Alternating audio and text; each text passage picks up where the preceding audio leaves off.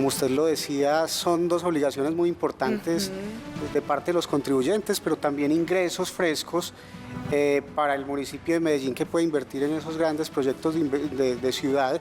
El impuesto predial, que es la principal renta del municipio de Medellín, que usted también lo precisaba muy bien. El vencimiento para el segundo trimestre se estima que sea el 28 de junio y arrancamos ya con la facturación, claro, porque la meta para este año está muy alta, son 800.000 millones de pesos. 800.000 durante todo el año, pero en este segundo trimestre, ¿cuál es la expectativa de recaudo?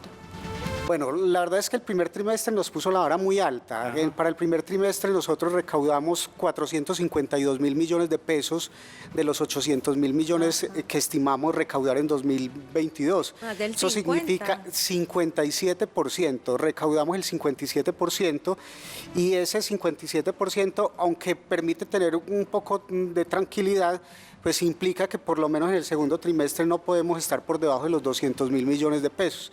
Esa es pues nuestra gran meta y es la invitación muy especial que hacemos a los contribuyentes, pues también contando un poquito el tema de cultura tributaria en el municipio frente al impuesto.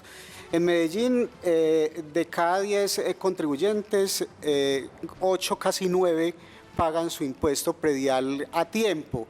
El indicador de cultura tributaria lo logramos rankear en 2021 en el 85%, veníamos de una cultura tributaria de entre el 82 y el 83 y eso significa que la gente se está moviendo. Doctor Henry, entonces somos los habitantes de la ciudad buenas pagas con el predial, es la mayoría.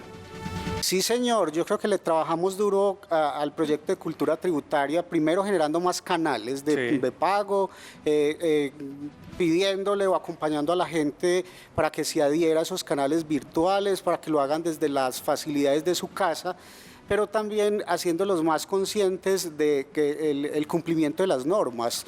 En materia tributaria, el incumplimiento se castiga duramente, no solamente porque lo diga el municipio de Medellín, sino que también el mismo Estatuto Tributario Nacional así lo demanda. Entonces hay unas herramientas grandes en el marco del cobro coactivo que implican inclusive el establecimiento de medidas cautelares que pesan sobre la propiedad, que no es tan chévere tenerlas. Sí, no es nada chévere para esos poquitos que todavía deben. Subsecretario, es muy importante recordarle a la gente en qué obras se van a ver esos impuestos, esa plata que estamos pagando. ¿A dónde va la plata de impuestos? Así es, yo creo que Medellín le apuesta a asuntos muy importantes. Lo primero, pues el tema de la financiación del Metro de la 80, que creo que es el proyecto de inversión más grande de los últimos 25 años en materia de sostenibilidad. Ese proyecto de Metro de la 80 cuesta 3.5 billones de pesos, de los cuales la Nación cofinancia 2.48 billones de pesos, pero el municipio de Medellín hace un aporte de 1.06 billones de pesos, es el primer proyecto. Pero si vamos a la atención y cobertura integral de la primera infancia, tenemos un programa que es bandera a nivel de país y es Buen Comienzo. Para Buen Comienzo presupuestamos en el cuatrienio 875.000 millones de pesos, de los cuales se apropiaron en 2021 210.000 millones de pesos para beneficiar a 80.000 niños. Esto es muy importante. Vienen otros proyectos importantes como la recuperación o la rehabilitación del Parque Biblioteca de la zona nororiental o Biblioteca España. Con Biblioteca España se hizo una inversión en 2021 de 22.000 millones de pesos.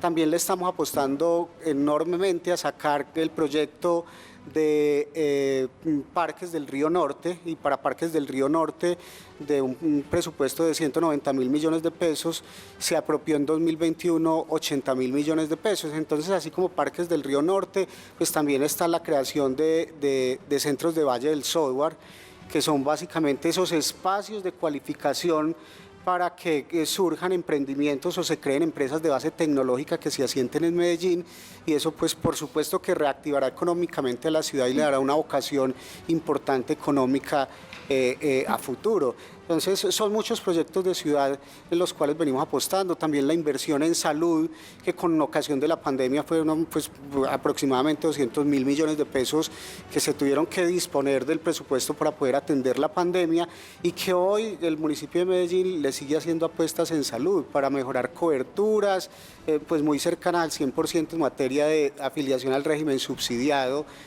a través de Sabia Salud, que es pues la gran EPS pública y que son recursos que salen no solamente de la nación, sino que también ameritan de cofinanciación por parte del municipio. Subsecretario, ahorita nos mencionaba usted de esos canales virtuales. Más facilidades de pago, estamos a más de 2 meses de plazo de poder realizar esa declaración y ese pago del impuesto predial. ¿Cuáles son esos canales virtuales dispuestos? Así es, yo creo que Medellín y todas las ciudades con ocasión de la pandemia se vieron volcadas a emigrar de una manera un poco más rápida a la virtualidad y fortalecimos los canales de pago para que a través de la página web del municipio de Medellín, www.medellin.gov.co, pudieran acceder y bajar o descargar su factura, pero también realizar su pago de predial. Con respecto a la declaración de industria y comercio, pues eso es una obligación formal que tiene el contribuyente. ¿Quiénes deben pagar el impuesto de industria y comercio? Claro. Todas las personas naturales y jurídicas que desarrollen actividades industriales, comerciales, de servicio financieras al interior de la ciudad, en jurisdicción del municipio de Medellín. Entonces, como contribuyente de industria y comercio, yo tengo 2 obligaciones, una obligación formal de declarar y otra obligación sustancial de pagar. Frente a la obligación formal de la que usted hablaba, esa obligación formal tiene fechas perentorias para cumplirlas cada año.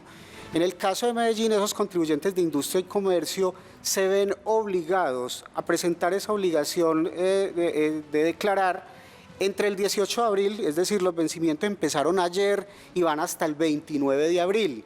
Esa declaración en Medellín, que es una cosa muy positiva, sí, se realiza a través de los canales virtuales, es decir, a través de la página web del municipio de Medellín. No tienen que venir en absoluto a la alcaldía y a través de plataforma pueden concretar esa obligación importante.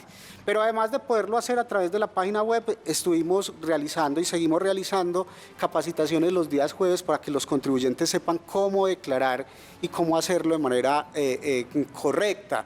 Y además de las capacitaciones, pues el municipio de Medellín habilitó las taquillas virtuales. Esas taquillas virtuales son un encuentro real con un servidor del municipio de Medellín que lo asiste técnicamente para que usted o su contador presenten la declaración de industria y comercio de una manera muy correcta.